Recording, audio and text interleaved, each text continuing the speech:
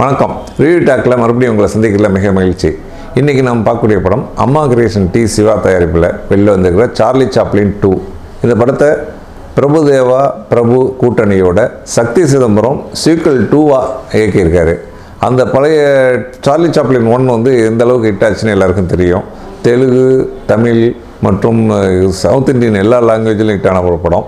அது மட்டும் இல்லை, இந்தியில் ரீமேக் பண்ணி மிகப்பெரிய கலெக்ஷனை வந்து மில்லியன் கணக்கில் கலெக்ட் பண்ண ஒரு படம் அப்படிங்கிறது எல்லாருக்கும் தெரியும். அந்த சீக்வல் இவ்வளோ வருஷம் கழித்து திருப்பியும் சீக்வலாக கொண்டு வந்து சார்லி சாப்ளின் 2வாக கொடுத்துருக்காங்க. அப்போது இந்த கதை, இந்த படம் எப்படி இருக்குன்னு நம்ம இப்போ பார்ப்போம். சார்லி சாப்ளின் 2க்கு வந்து மிகப்பெரிய பலம் என்னென்னா, படம் ரிலீஸுக்கு முன்னாடியே சின்ன மச்சான் அப்படிங்கிற சாங்கு அம்ரீஷ் இசையில் செந்திலும் ராஜலக்ஷ்மி பாடியிருக்காங்க. இந்த பாட்டு வந்து எப்படி இருக்குன்னா, இந்த பட்டி தொட்டியெல்லாம் ஹிட்டான ஒரு பாட்டு. இந்த பாட்டு தான் இந்த படத்துக்கு ஒரு பெரிய ஓப்பனிங்கை கொடுத்துருக்கு. அந்த ஓப்பனிங்கை கொடுத்து இந்த படம் தேட்டரில் வந்து மிகப்பெரிய ஒரு சமீபத்தில் வந்த பிரபுதேவா படத்துலேயே இது ஒரு பெரிய ஓப்பனிங்கான ஒரு படமாக அமைஞ்சது. ஸோ இவ்வளோ பெரிய ஓப்பனிங்கோடு இருந்த படத்தில் ஆடியன்ஸுடைய எக்ஸ்பெக்டேஷன் அதிகமாக இருந்தது. அப்படி நம்ம இந்த படத்தை போய் பார்க்கும்போது படத்தினுடைய கதையை பார்த்தோம்னா ஒரு சாதாரண சின்ன கதை. மிக சாதாரணமான இந்த கதையை ஒரு காமெடி, ரொமான்ஸ், ஆக்ஷன் இது மூணையும் கலந்து ஒரு அழகான ஸ்க்ரீன் ப்ளே பண்ணி ஒரு முழு நீள நகைச்சுவை படமாக மாற்றி ஒரு தன் ஸ்க்ரீன் ப்ளேனால தன்னுடைய கைத்தேர்ந்த இயக்கத்தினுடைய எக்ஸ்பீரியன்ஸ்னால மிக நல்ல ஒரு படமாக அமைச்சு கொடுத்துருக்காரு சக்தி சிதம்பரங்களில் ஒரு துளியும் சந்தேகமே இல்லை. சமீபத்தில் பார்த்தோம்னா இந்த ஆள்மாறாட்ட கதைகள் வந்து ஒரு ரொம்ப நாளாக வரல, ரொம்ப நாளாக இல்லை, ரொம்ப வருஷமாகவே இல்லை.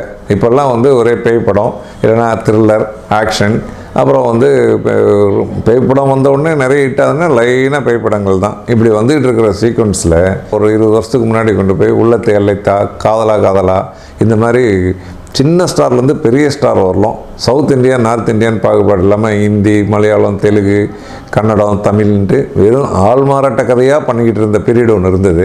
அது கிட்டத்தட்ட ஒரு 4-5 வருஷம் தொடர்ந்து எல்லா சின்ன நடிகர்லேருந்து பெரிய சூப்பர் ஸ்டார் வரலாம் ஆள்மாறாட்ட கதை தான் பண்ணிக்கிட்டு இருந்தாங்க. அதே ஆள்மாறாட்ட கதையை இப்போ நடுவில் காணாமே போச்சு. அதை திருப்பியும் இயக்குனர் சக்தி சிதம்பரம் இந்த படத்து மூலிமா திருப்பி கொண்டு வந்திருக்காரு. இந்த படத்தினுடைய வெற்றியை பொறுத்து இனி வர படங்களும் ஆள்மாறாட்ட கதையை எடுக்க ஆரம்பிப்பாங்க போல் தெரியுது. ஸோ இப்போ இருக்கிற ட்ரெண்டில் ஒரு மாற்றி ஒரு புது ட்ரெண்டை க்ரியேட் பண்ணுறது ஒரு இயக்குனருடைய திறமை. கரெக்டாக செஞ்சுருக்காரு. அது இந்த படத்தினுடைய வெற்றிக்கும் கை கொடுத்துருக்குன்னு சொல்லலாம். இந்த படத்தில் பிரபுதேவா பொறுத்தவரையிலும் வழக்கமாக ஒரு சாங்குன்னா பிச்சு உதருவார். இதில் அவ்வளோ பெரிய ஹிட்டான சாங்னால் அவ்வளோ அழகான டான்ஸ் பண்ணியிருக்காரு. அப்புறம் அவர் நடிப்புக்கும் பஞ்சம் இல்லை. ஆள்மாறாட்ட கதையினாலே அவர் 2-3 படம் பண்ணிட்டார். அவர் சார்லி சாப்ளின் சீக்வல் 1லேயும் பண்ணியிருந்தார், இப்போ 2லேயும் வந்து அதே கதைங்கும்போது அவர் பிச்சு உதறி இருக்கார். அது கூட வந்து பிரபு, நிக்கி கல்ராணி, அப்புறம் வந்து ஆதா சர்மா அப்படின்னு ஒரு பொண்ணை நடிச்சிருக்காங்க. அவங்களும் நல்லா ரோல் பண்ணியிருக்காங்க. இதில் வந்து ஹைலைட்டான விஷயம் என்னென்னா, செகண்ட் ஹாஃபில் வர ரவி மரியா வந்து கிளைமேக்ஸில் வந்து பட்டையை கிளப்புறாரு. இந்த சீக்வன்ஸில் நான் என்ன நடிக்கிறேனே தெரியாமல் அப்படி ஒரு நடிப்பை திருப்பி கொட்டியிருக்காரு. அது வந்து படத்துக்கு மிகப்பெரிய ஒரு காமெடி படத்தை சேர்க்குது. எல்லாருமே வந்து இந்த படத்தில் வந்து ரசித்து சுவைச்சு நல்ல ஒரு என்டர்டெயின்மெண்ட்டை கொடுக்கணுன்னு நல்லா உழைச்சிருக்காங்க. அந்த உழைப்பு வந்து படத்தில் தெரியுது. ஒரு சின்ன லைனான கதையை இவ்வளோ பிரமாதமான படமாக ஆக்க முடியும் அப்படிங்கிறத இந்த டீம் நிரூபிச்சிருக்கு. மற்றபடி வந்து இந்த படத்தில் 2 ஃபைட் இருக்குது. ஃபைட்டும் நல்லா பண்ணியிருக்காங்க. கேமராமேன் சவுந்தரராஜன் அவருடைய பங்கை கரெக்டாக கொடுத்துருக்காரு. இசையமைப்பாளர் வந்து முக்கியமாக 4 பாட்டு ஹிட் பண்ணி கொடுத்து படத்துக்கு மிக பெரிய பலத்தை சேர்த்துட்டாரு. ஸோ ஆடியன்ஸும் நல்ல ரெஸ்பான்ஸோட தேட்டரில் வந்து ரசிக்கிறாங்க. ஆரம்ப காட்சிகள் வந்து கொஞ்சம் போர் அடிக்கிற மாதிரி இருக்கும்.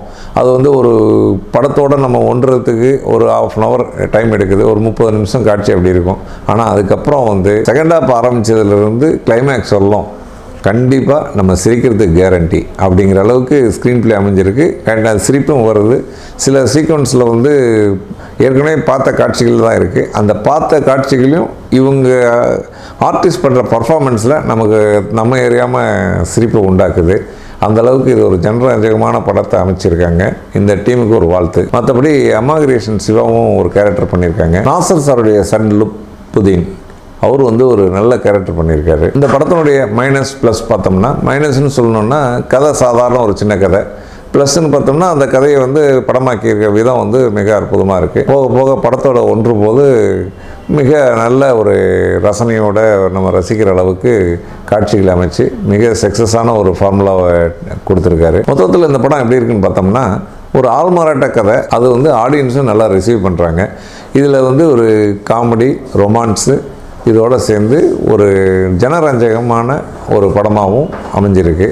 இது வந்து மக்களிடத்தில் எப்படி ரீச் ஆகிருக்கு அப்படின்னு பார்த்தோம்னா நல்ல ஒரு ரீச்சை தான் கொடுத்துருக்கு அப்படின்னு சொல்லலாம். இந்த வீடியோ உங்களுக்கு பிடிச்சிருந்ததுன்னா சப்ஸ்கிரைப் பண்ணுங்கள், உங்கள் பெல் பட்டன் அமைக்கி ஆதரவை தெரிவிக்க. நன்றி, வணக்கம்.